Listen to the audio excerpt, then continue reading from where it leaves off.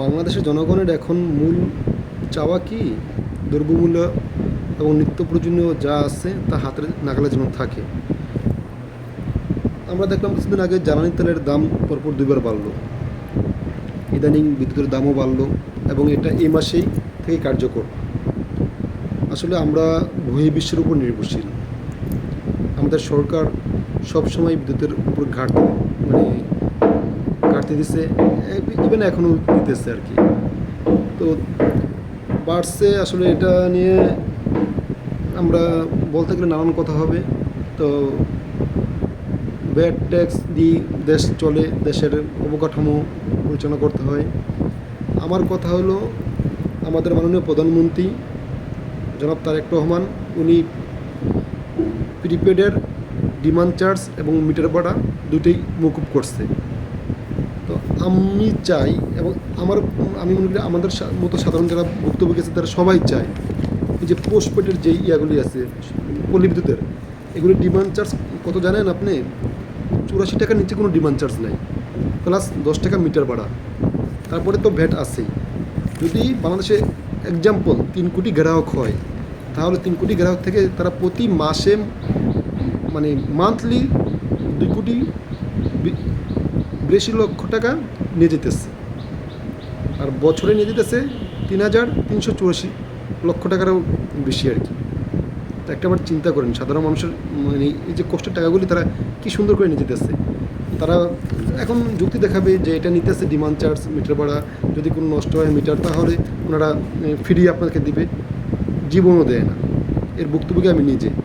আমার বাড়ির মিটার তাদের ত্রুটিজনিত কারণে নষ্ট হয়েছে। হ্যাঁ, নষ্ট হওয়ার পরে আমি ওনাদের যখন এসে বললাম যে কী সমস্যা, বলছে ভাই বিদ্যুৎ ত্রুটির কারণে মিটারটা নষ্ট হয়েছে। আমি বলছি ওকে ফাইন, তো আপনারা এটা লিখে দিয়ে দেন। পরে এটা লিখে দিয়ে গেছে। পরে আমরা বললো যে, আমি বললাম তাহলে কি এটা মিটার কীভাবে?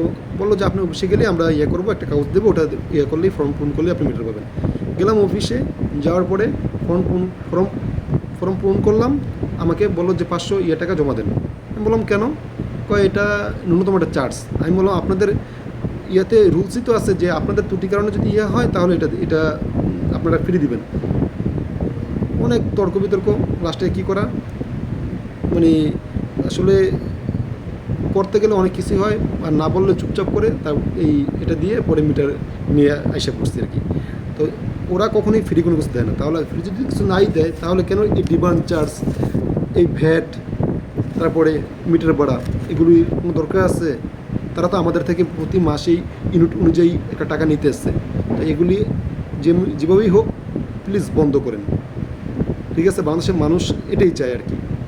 আমরা যে অসহায়, আমাদের বলার কোনো জায়গা নেই, এগুলি আমরা এটাই চাই। আমরা চাই যে ইউনিয়ন পরিষদে যেরকম সমস্ত কিছুর একটা চার্ট থাকে, ভূমি বিষয়ে এরকম একটা চার্ট দিয়ে দেন যে এই কাজে ইদানিং আসেও, তেমনি এই পল্লী বিদ্যুৎ কোম্পানির এইরকম একটা চার্জ থাকুক যে এক্সট্রা কোনো চার্জ ওরা নিতে পারে না, ওরকম ওদের কোনো ফ্রি কোনো কিছু ওরা দেয় না। সো এই কারণে ওদের ডিমান্ড চার্জগুলি, মিটার ভাড়া, এগুলি মওকুফ করেন। আর ব্যাট যদি ওই সরকারি ব্যাট, এটা চাইলে আপনি নিতে পারেন। আর যাই হোক, এখন প্রচণ্ড গরম, তো গরমে আমরা চাই নিরবিচ্ছিন্ন বিদ্যুৎ চাই। বিদ্যুতের যাই বাড়ছে, এটা তো আর করার কিছু নাই, আমরা নিরবিচ্ছিন্ন বিদ্যুৎ চাই। সেই সাথে সাথে একটা কথা বলবো, সামনেই স্কুলগুলি খুলতেছে, বাচ্চাদের কলেজ খুলতেছে। তো আপনারা সবাই বাচ্চাদেরকে বেশি বেশি করে পানি খাওয়াবেন। পারলে এরকম মামপটগুলি যেগুলি আছে তারপরে এগুলি আপনারা ব্যবহার করবেন। এগুলিতে যেরকম মানে গরম পানি গরম থাকে, ঠিক ঠান্ডা পানিও কিন্তু ঠান্ডা থাকে, প্রায় 7-8 ঘন্টা ঠান্ডা থাকে। আপনি চাইলে ফ্রিজে 1 বোতল পানি রেখে দিতে পারেন, এটা সে নিয়ে অলরেডি 7-8 ঘন্টা ইউজ করতে পারলো। আর অবশ্যই বাচ্চাদেরকে সাদা কাপড় পরাবেন, কারণ সাদা কাপড়ে সূর্যের তাপটা কম লাগে, আর কালো কাপড়ে তাপটা অনেক বেশি লাগে। তো একটু বেশি বেশি করে সবাই পানি খাবেন। আবার স্যালাইন খাবেন না।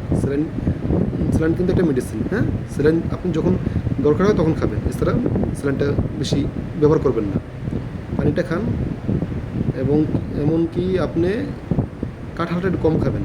এখন যেহেতু মৌসুমি সিজন, কাঁঠাল যে গরম পড়তেছে, কাঁঠালটা একটু কম খান, লিচু খান, আম খান, আর সাথে সাথে লেবু খান, যেটা মানে শরীরের জন্য এবং বর্তমান ওয়েদারের জন্য উপযোগী এমন কিছু ব্যবহার করেন। সবাই ভালো থাকবেন। আসসালামু আলাইকুম রহমতুল্লাহ বরকাত।